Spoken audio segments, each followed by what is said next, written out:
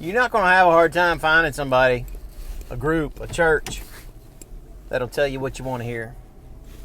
Greetings, friends and brethren. Paul Mays with you. I am a Christian. I am your servant. I'm a servant of the King. Because of this, I am your servant. I'm going to drop off some corn cobs for the chickens before we get into this.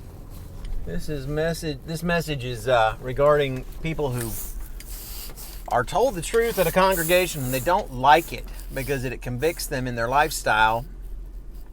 And so they decide that they're going to keep looking. They're going to find another church that's going to tell them something that they want to hear. Well, that's not going to do you any good, y'all. It's not. You can chase people who will placate you, and you will not have any trouble finding people that are going to placate you. They're going to tell you what you want to hear. I got some treats for the chickens here, some leftover corn from my sister's garden. She was kind enough to share that with me. Wow, we just had a hailstorm. Man, stuff got wrecked, but I still see my chickens. Everybody's still cool. Corn on the cob. Enjoy, birds. There you go. Have some good stuff. So you got this mindset of, oh, well, I'm just going to go ahead and leave this group behind that's telling me what I really need to hear, and I'm going to find a congregation that's going to tell me what I want to hear, rather. What's that all about? Let's be real specific. Some congregations will let you live in adultery. They will.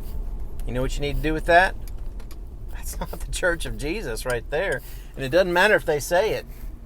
They may wear the designation of ownership of, followed by Christ. You know, some churches, they just, we're Wesleyan. They don't mind just saying, oh, we belong to this man, which is, of course, condemned in 1 Corinthians 1, 10, 12, 13. But some churches will be, hey, we are the Church of Christ, and then they don't abide in the doctrine of Christ, which prevents them from being the Church of Christ. So if you're married, divorced, married again, if the reason for that divorce wasn't your spouse committing fornication against you, on you, cheating on you, sexual immorality with another, and then you remarry, guess what? You're living in adultery. Now, this truth is not subjective. It's not going to change because you decide, but it's because you chase a church that won't tell you the truth on it. If the church that you worship with tells you, hey, well, Jesus said in Matthew 19:9 that he's telling you if anybody marries after a divorce for any cause other than fornication, they are living in adultery. If you are in a church that tells you the truth on that and you don't like it, guess what? That truth is not going to change.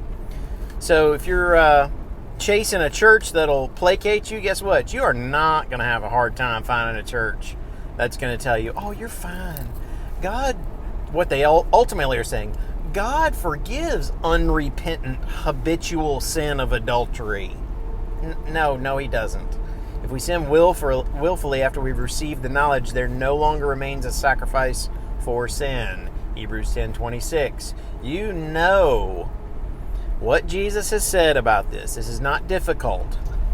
Anyone married, divorcing for any cause other than fornication, and then marrying again to someone else is living in adultery. Now, you can chase a congregation to tell you what you want to hear. Truth's not going to change. There's not much to this message.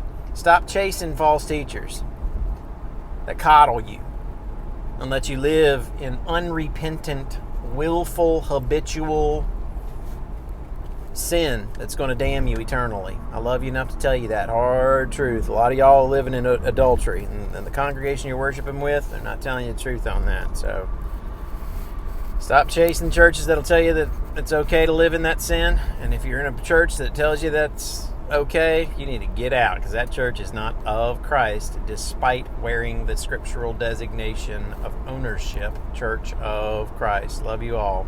Take this message to heart. Don't take my word for it. Look it up for yourself. Be more noble like those Berean Jews in Acts 17:11. Words of Jesus, Matthew 19:9. I love you. I want you to go to heaven. That's why I'm telling you this. Paul Mays, I'm your servant.